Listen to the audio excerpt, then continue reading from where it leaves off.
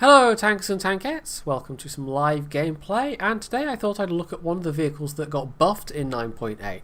There were a whole bunch of them, including, as I've already mentioned, the ARL V39 and the Churchill gun carrier, but another one was this. Now, you may or may not remember, but all the way back in patch 8.8, the Super Pershing got a pretty serious nerf, and it was a big enough nerf that Wargaming, for the first time ever, offered an in-game gold refund if you were a Super Pershing owner for a period of a couple of weeks. I think it was either just before or just after 8.8 went live. I think it was just after. You could sell your Super Pershing in-game and get the gold refunded back to you. That's unprecedented. They've never done that before, and I don't think they've ever done that since. So that shows you the scale and severity of the nerf. And the thing is, it wasn't really... it was a nerf for historical reasons, and it was apparently Serb that personally pushed it through. And if they'd given something back to the Super Pershing, then that would have been fine. It wasn't nerfed because it was overpowered, far from it. It was a reasonably mediocre medium premium vehicle. Its real defining characteristic was that it was the cheapest tier 8 premium vehicle, and it still is, but only just. These days, if you want a proper tier 8 premium medium, you're better off going for the AMX CDC. But the Super Pershing was, for a long time, it was my first tier 8 premium, and that was the appeal of it. It was fairly cheap, it was reasonably reliable in terms of how its armour worked. But what they did in 8.8 was they actually changed the angle of this front armour. And that ended up being a huge nerf because the actual effectiveness of that armour got hit very hard. And all it got given back in return, it didn't get a buff to its gun, didn't get a buff to its engine power, didn't get a buff to its hit points, view range, nothing like that. What it got was some terrain passability buffs. And those are very helpful in a medium tank if you're a fast medium tank, but this is a rather slow, underpowered medium tank. In fact, it's a kind of a pseudo-heavy tank. So, honestly, the buffs really weren't anything compared to how hard it got hit by the nerf bat. A lot of people sold theirs, me included. Why is it in my garage again? Well, as of patch 9.8, it has had some what look like fairly major buffs. Now, they haven't changed the angle remains the same, but the actual armour has been significantly improved.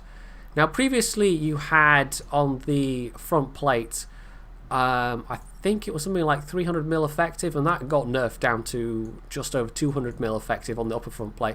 And there were parts of the middle of the upper front plate where, honestly, it was so weak that even with the 170 average pen of the Super Pershing, you could pen the upper frontal plate of another Super Pershing with a Super Pershing.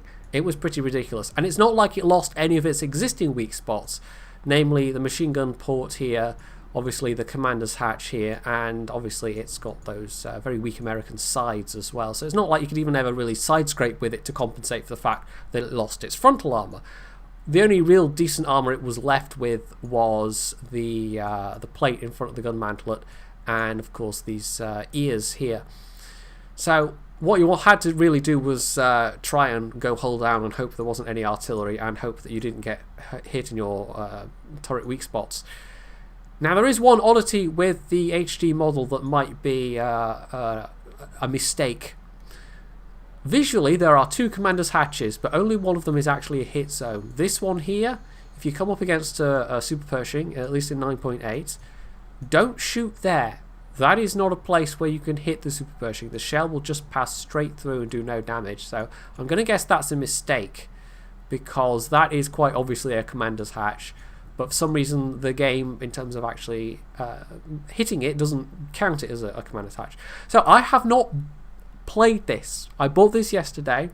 I had a bunch of gold sitting around because occasionally people give me stuff and the gold accumulates, and so I might as well spend it on, you know, for science.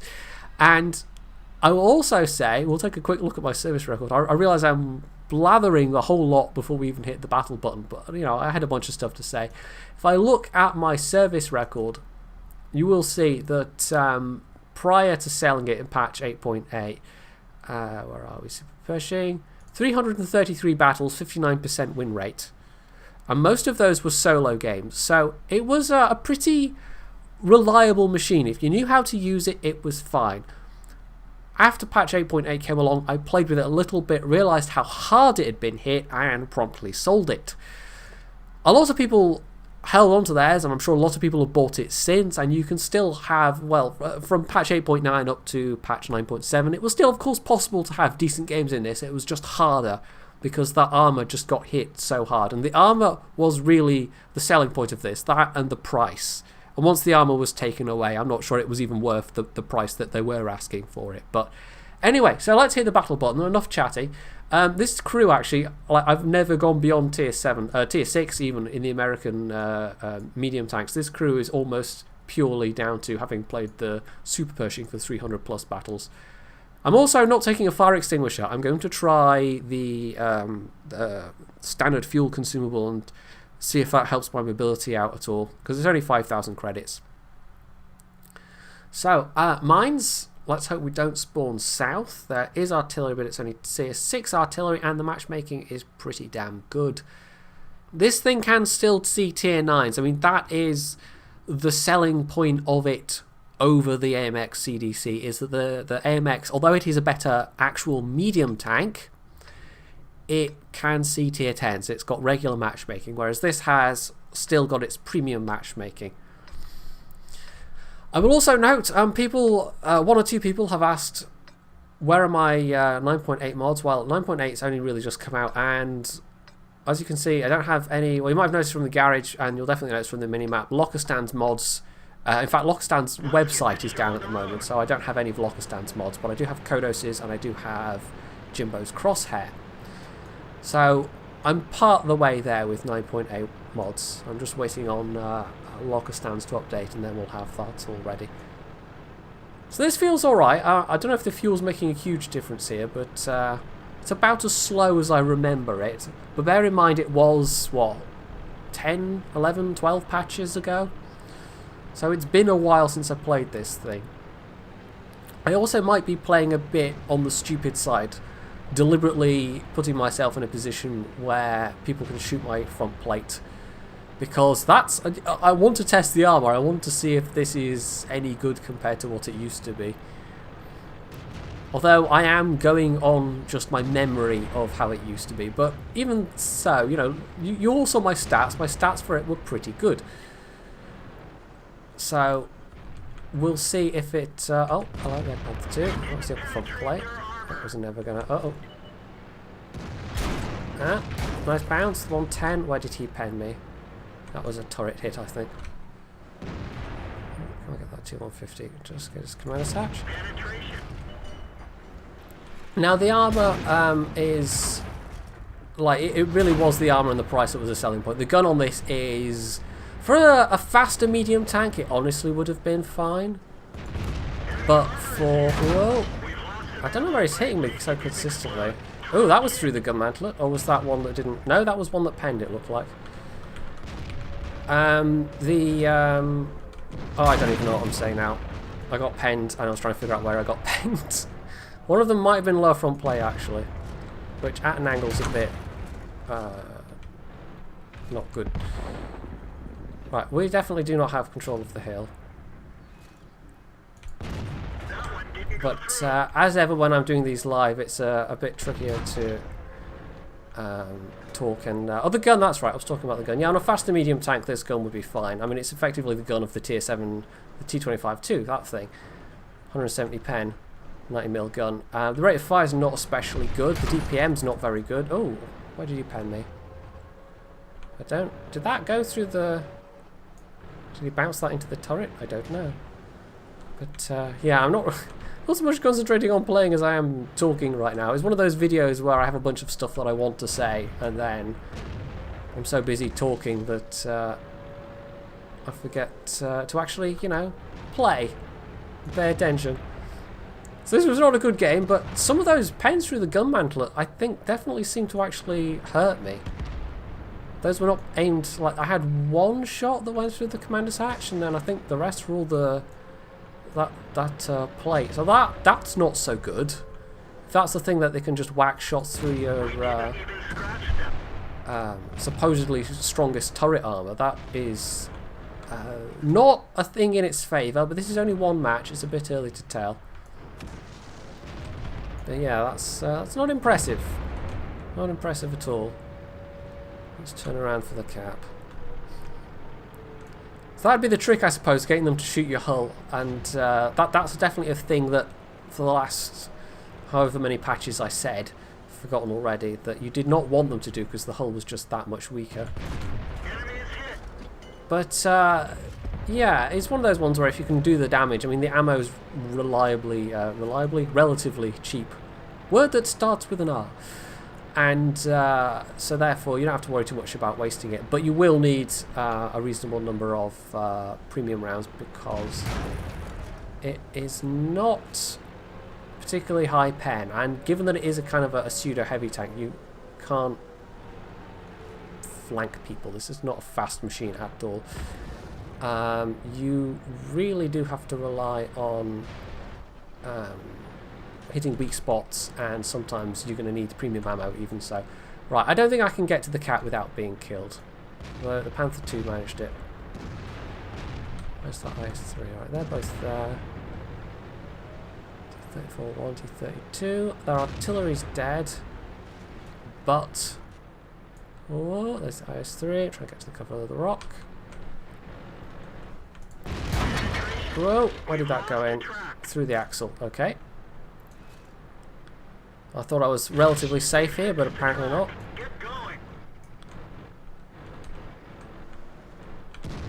Nice. Right, that's going to make him cautious. He's now using one shot. Whoa! That's a total snapshot. Right, is there anything to... oh! Oh, the IS-3 got me. He's still full health as well. Right. We'll do another game because this was terrible and I was not really concentrating enough on what I was doing. But some of those shots through the gun mantlet were awfully... like, I have a feeling that would not have happened on the old Super Pershing. I did look up the armor model in Tank Inspector as well, but 8.8, although I've got the 8.8 client, if you try and look too far back, like if you try and associate Tank Inspector with older versions of the game, it tends to bug out a bit. Because of course it was, I can't even remember, it was one of the later 8 point something, it might have been 8.11, something like that, when Tank Inspector actually came out. So with previous versions of the client, it just does not work. I think we're losing this one. Yes, oh well. We had the North spawn on mines, we've managed to lose. That's always special. Come on, SU-100, you can do it. Well, I think we'll skip ahead here, because this is taking a long time to finish, so yes, I shall see you in just a moment. Okay, here's the results, and I was actually 4th on that team. Our IS-3 did really well. Walker Bulldog was doing okay. I had less than 1,000 damage, and that was still enough for 4th place, so yeah, I don't know. What can you do? Well, fight better, clearly. That would have helped.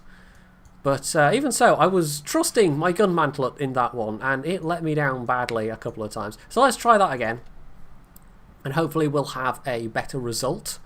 And maybe a map which gives me an opportunity to fight at longer ranges as well, because it was always the case with the older Super Pershing that, back when I played it, if you were fighting in close quarters, well, we have no top tier heavies. Okay, this could be interesting. When you were fighting at close quarters, that gave people a much easier time at hitting your weak spots. Whereas if you were at longer ranges, you generally were...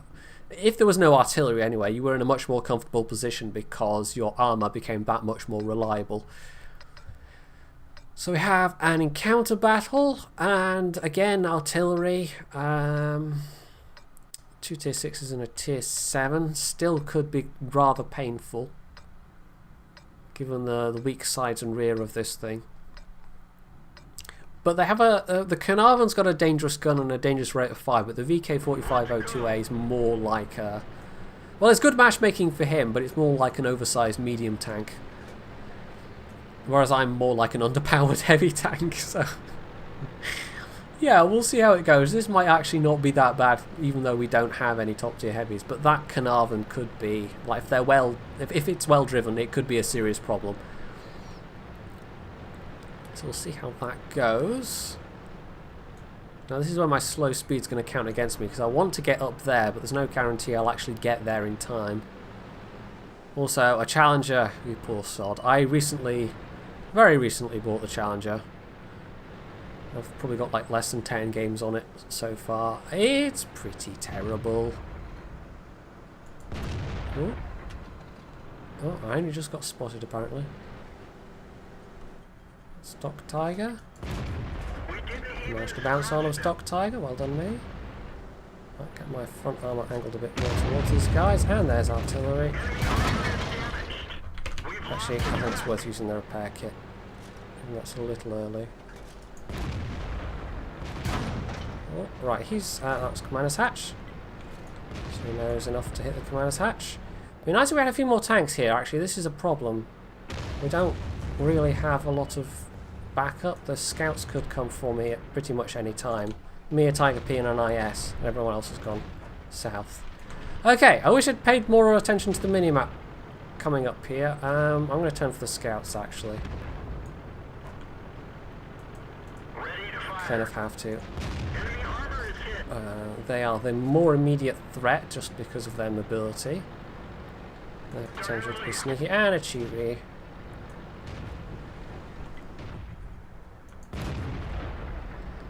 Well, that 12T getting up there, he's actually gone down the other side, so that's fine. Hopefully our IS can take him out. It's the Carnarvon. They're pushing forwards. I really want to get up here if I can secure this corner. Oh. Okay. Right, his DPM is significantly better than mine, but it relies on him actually being able to pen me. So this is reasonably comfortable as long as I don't get rushed from the rear. Oh, little ELC.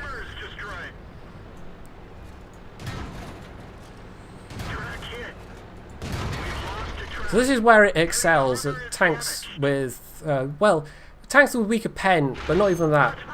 Players without sufficient weak spot knowledge, basically. This is a very good tank for punishing those players. And he has a big mobility advantage, even though he's in a Chi-Ri.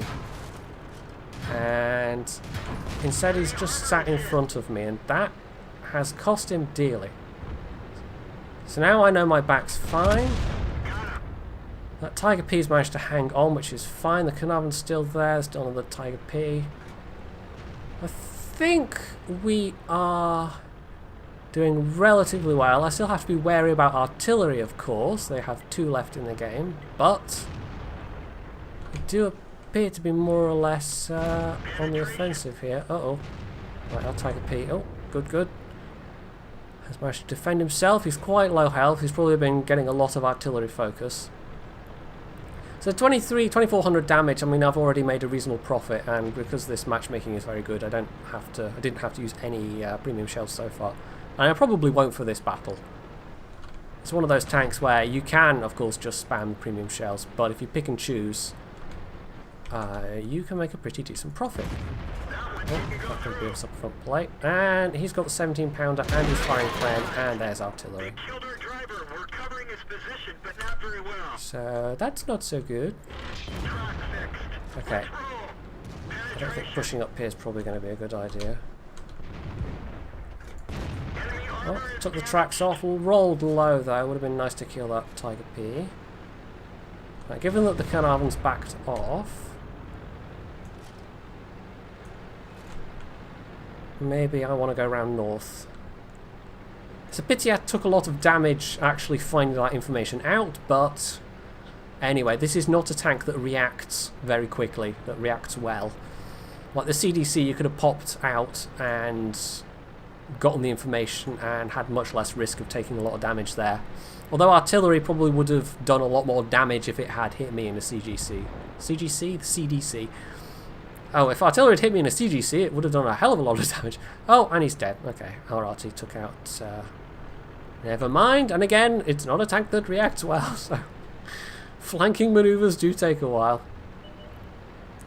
And this is with the non-premium fuel, just the regular bought for credits fuel, which will help,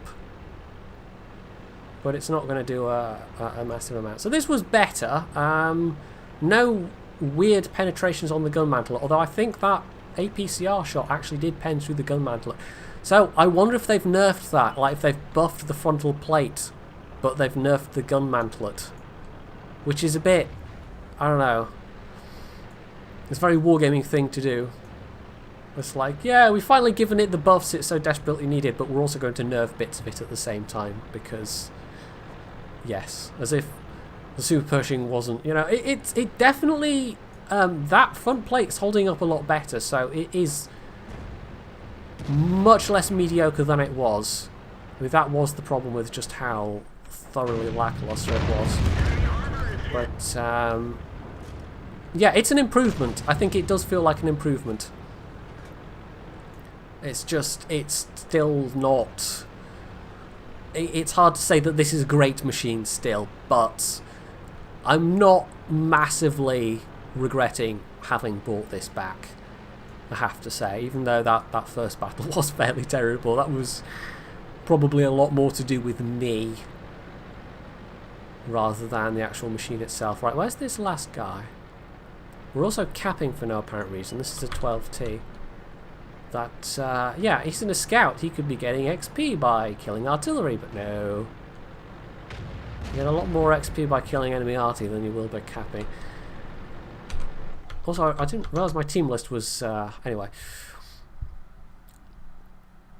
I normally have it so it's a little bit more compact and not showing all the names, but, yeah, some people, I've noticed a lot of, YouTubers that like turn off names entirely, but I find it quite useful to know.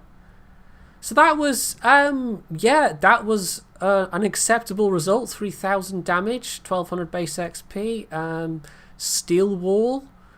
What else? 2,000 damage blocked by armor.